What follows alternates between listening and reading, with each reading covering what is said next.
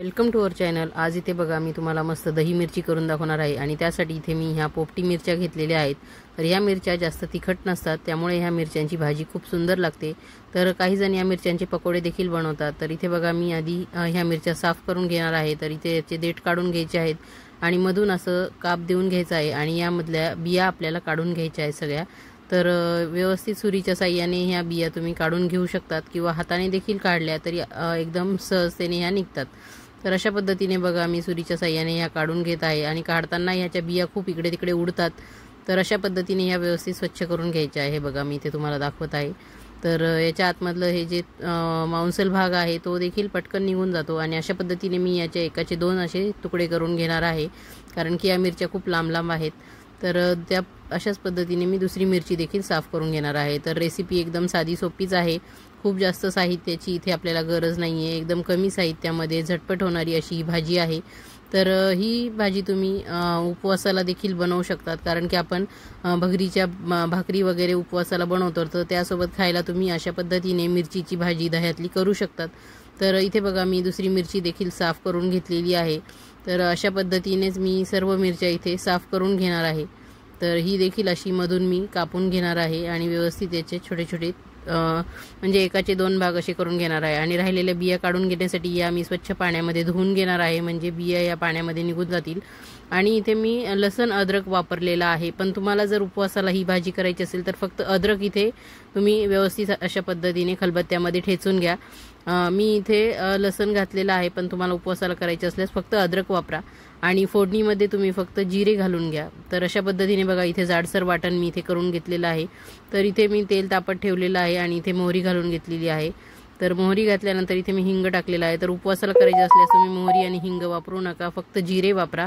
तर अशा पद्धतीने हिंग देखील चांगल्या पद्धतीने तळल्यानंतर इथे मी लसूण अद्रकची पेस्ट टाकून घेणार आहे आणि ती देखील आपल्याला इथे व्यवस्थित तेलामध्ये चांगल्या पद्धतीने खरपूस रंगावरती आपल्याला छान इथे परतवून घ्यायची आहे। तर लसूण एकदम छान गोल्डन ब्राऊन रंग झाला की आपल्याला पुढची प्रोसेस करायची आहे। तर व्हिडिओ शेवटपर्यंत बघा आणि माझ्या पद्धतीने दही मिरची तुम्हाला करायची असल्यास व्हिडिओ शेवटपर्यंत बघा आणि कुठे स्किप करू नका। आणि आवडल्यास चॅनलला सबस्क्राईब करा, व्हिडिओला लाईक करा आणि इतरांना तुम्ही माझा व्हिडिओ शेअर देखील करा। तर अशा पद्धतीने बघा मी ज्या धुतलेल्या मिरच्या होत्या त्या इथे टाकून घेतल्या आहेत आणि मिरच्या धुवून घेतल्यामुळे त्यात बिया राहिलेल्या नाही आहेत, एकदम स्वच्छ साफ झालेल्या आहेत। तर अशा प्रकारे आपण ह्या फोडणीमध्ये टाकून घेणार आहोत आणि चांगल्या पद्धतीने ह्या तेलामध्ये आपण त्याला व्यवस्थित परतून घेणार आहोत।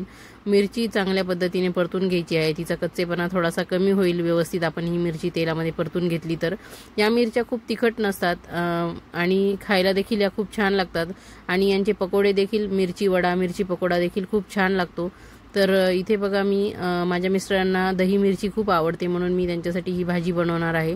तर व्यवस्थित आपण हे परतून झाल्यानंतर यामध्ये आता आपण सगळे मसाले ॲड करून घेणार आहोत। तर सर्वात आधी आपण इथे हळद टाकून घेणार आहोत। हळद टाकल्यानंतर आपण इथे लाल तिखट टाकून घेणार आहोत आणि ही मिरची तिखट नसते, त्यामुळे आपल्या घरी जशी तिखट भाजी लागते त्याचप्रमाणे तिखट मसाला आपण ॲड करून घेणार आहोत। जर तुम्हाला ही भाजी उपवासाला करायची असेल तर हळद घालू नका आणि हा जो कांदा लसूण मसाला आहे तो देखील घालू नका, फक्त गरम मसाला आणि लाल तिखट एवढंच तुम्ही घालून घ्या। तर अशा पद्धतीने बघा व्यवस्थित हे सर्व टाकल्यानंतर इथे मी पाववाटी एवढं दही टाकून घेतलेलं आहे। माझ्याकडे डब्यात जे उरलेलं होतं ते या डब्यातच मी नेहमी दही काढून ठेवत असते।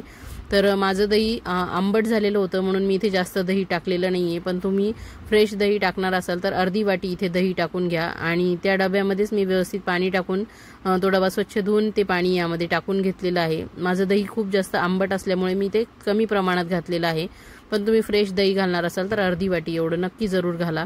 तर अशा पद्धतीने बघा व्यवस्थित हे सगळं मिश्रण एकत्रित करून याला छान मी एक 5 मिनिटं झाकण ठेवून वाफ काढून घेणार आहे, म्हणजे मिरची थोडीशी मऊ होईल आणि थोडी शिजल्या जाईल। तर अशा पद्धतीने बघा छान यातलं पाणी उकळतंय आणि मिरचीची शिजण्याची प्रोसेस चालू आहे। तर इथे बघा मी दाण्याचं कूट घालून घेणार आहे आणि दाण्याचं कूट घातल्यानंतर परत एकदा आपण हे सर्व साहित्य एकत्रित करून घेणार आहोत आणि हे सर्व एकत्रित केल्यानंतर परत एकदा आपण झाकण ठेवून एक 5 ते 7 मिनिटं मीडियम गॅसवर याला आपण शिजवून घेणार आहोत। पहिली एक वाफ काढली आपण 5 मिनिटाची आणि नंतर 5 ते 7 मिनिटं व्यवस्थित शिजवून घेतल्यानंतर आपली बघा इथे व्यवस्थित अशी दही मिरची तयार झालेली आहे। रंग बघूनच तुम्हाला खावंसं वाटेल। मला तर रंग बघितल्यावर राहतच नाही, असं वाटतंय लगेच ताट घेऊन बसू की काय जेवायला। तर अशा पद्धतीने बघा मस्त अशी ही चमचमीत छान अशी भाजी तयार झालेली आहे। तर तुम्ही देखील घरी अशी दही मिरची करता का, की याहून काही वेगळी पद्धत वापरता?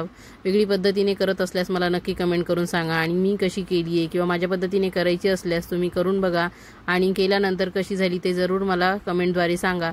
तर इथे मी कोथिंबीर घालून घेतलेली आहे। तुमच्याकडे उपवासाला चालत नसेल तर तुम्ही कोथिंबीर न घालता देखील करू शकता। तर नक्की एकदा ट्राय करून बघा। थँक्यू, धन्यवाद।